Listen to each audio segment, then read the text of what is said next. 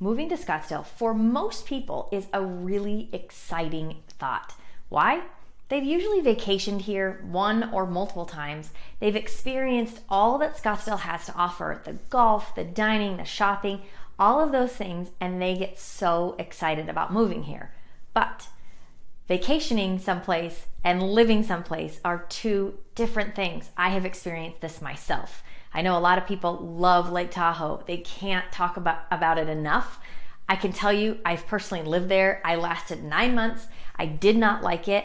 So I always tell people, I'm like, look, Lake Tahoe, great place to vacation. I didn't love living there. I have my own reasons, but it's different for everybody. So today, what are we going to talk about? We are going to talk about why you might not want to move to Scottsdale. Number one of why you might not want to move to Scottsdale is kind of obvious, but we're still going to talk about it. It's the weather. You guys, for people that live in Scottsdale, we get asked all the time, is it really as hot as everybody says it is in the summertime? It is. I'm not lying. No one is lying when they tell you it is hot. It's hot.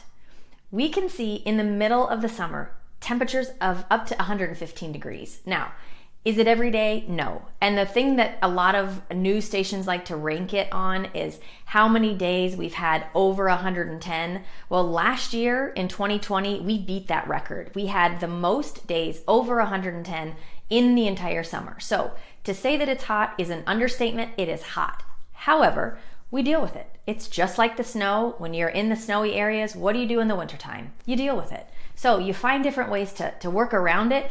But if you are not a fan of the heat, do not like it at all, Scottsdale is not the place for you because it is hot in the summer. Beautiful, but hot. Another reason why you might not want to move to Scottsdale are our critters and wildlife. It is just a reality. We live in the desert. What comes with living in the desert are some of our critters. We've got termites, we have scorpions, we have snakes, we have pack rats, depending on where you live. We've got coyotes, we've got bobcats, and a couple mountain lions. I know, I promise you, it really is just a couple. They are not rampant, so don't worry. So let's go back to the termites, because I know that is something when I get into a contract and people find out, oh my gosh, the people have had termites in their house, that's a big one for some people. And the reason is because in other areas of the country, they have different termites than what we have here. We have subterranean termites. So really quickly, we do not have to tent our homes. We do not have to move out of our homes for treatment. They come up from the ground. It takes a long time for them to do any major damage. So as long as you're watching out for your house and treating it as you see it, they really aren't that big of a deal. And we have a saying here in Arizona, you either have termites or you will have termites. So the other things are scorpions, snakes, things like that. For me to tell you that I'm afraid of snakes is an understatement. I've talked about this in multiple other videos. I do not like snakes. I don't like watching them on television. I don't like touching them in a magazine paper. Like I have to touch the corner. It's crazy. I don't like them. I realize it's totally irrational of my fear, but it's my reality. So I live here. But if you do not like them, if you cannot see yourself cohabitating with them in some way, shape, or form, and I will tell you, in the 20 some years I've lived here, have I seen them? I have. Have I seen them all the time? No, I haven't.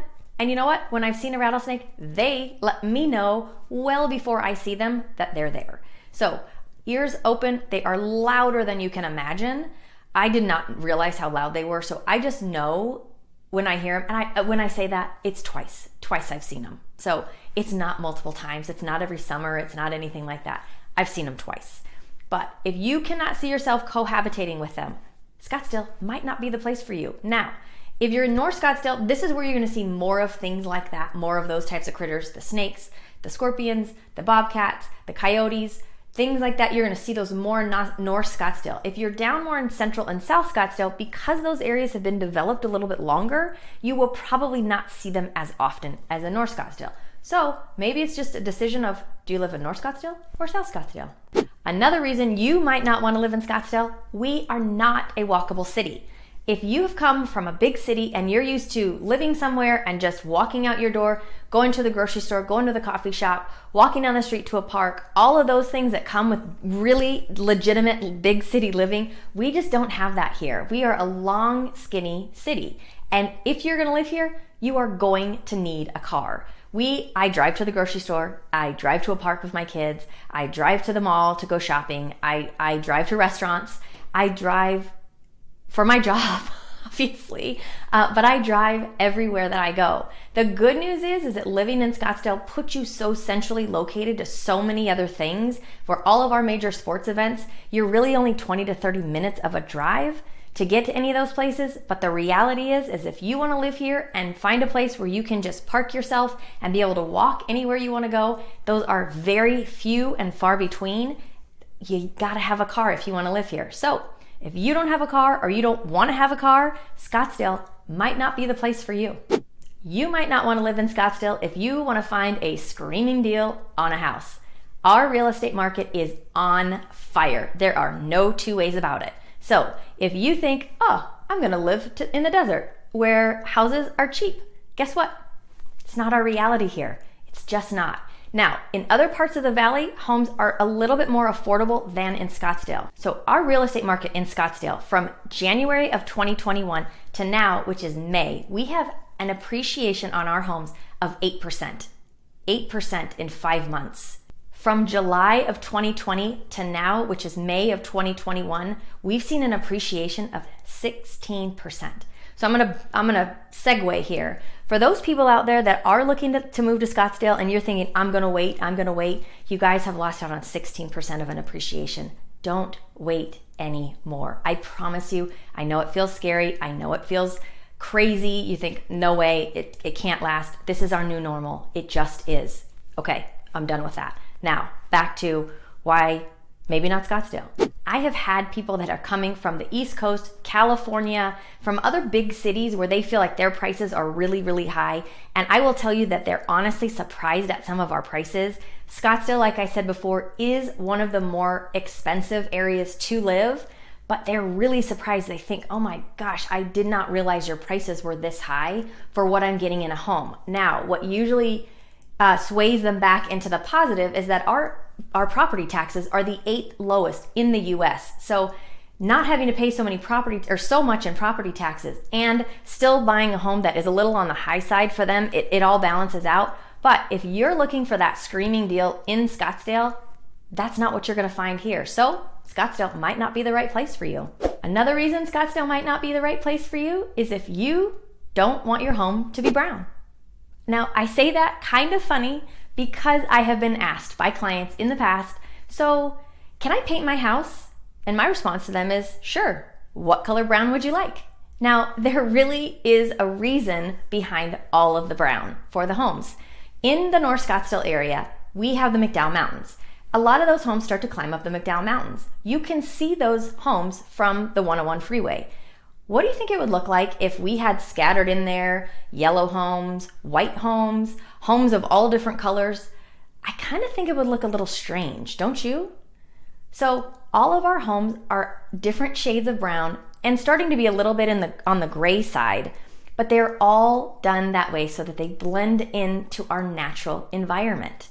And it really does look amazing from far away. Now, it's not that everywhere in Scottsdale or in Arizona, in fact, is brown.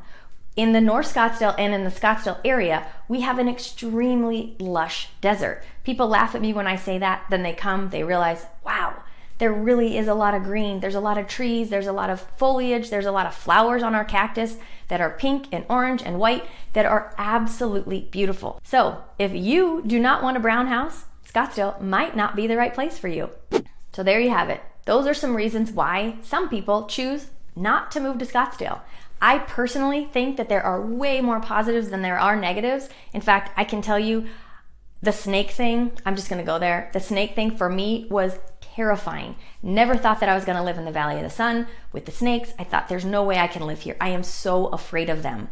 I've lived here, I've cohabitated with the snakes for as long as I have, 20 some years, and I'm alive and kicking. So if I can do it, you can do it if the snake thing is your big hot button.